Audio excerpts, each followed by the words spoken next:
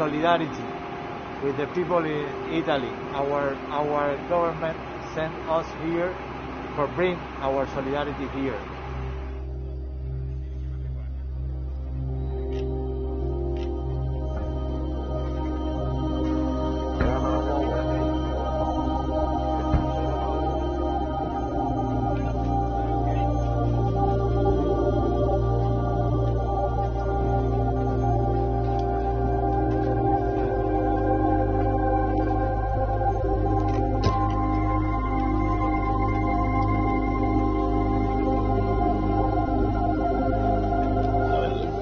Me siento como cuando fui al Ébola, muy inspirado, muy emocionado por dar algo de la medicina cubana al mundo, a aquellas personas que tanto lo necesitan.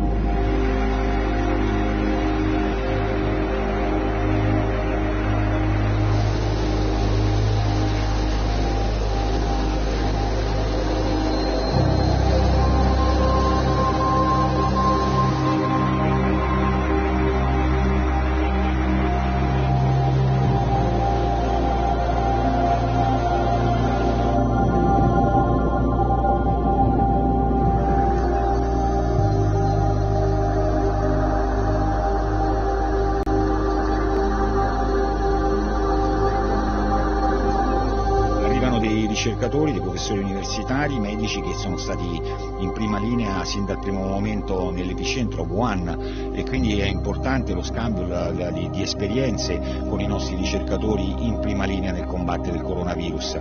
Quindi anche questa è una attenzione a quella che è la ricerca, l'attività per arrivare il prima possibile a sconfiggere questo virus così aggressivo.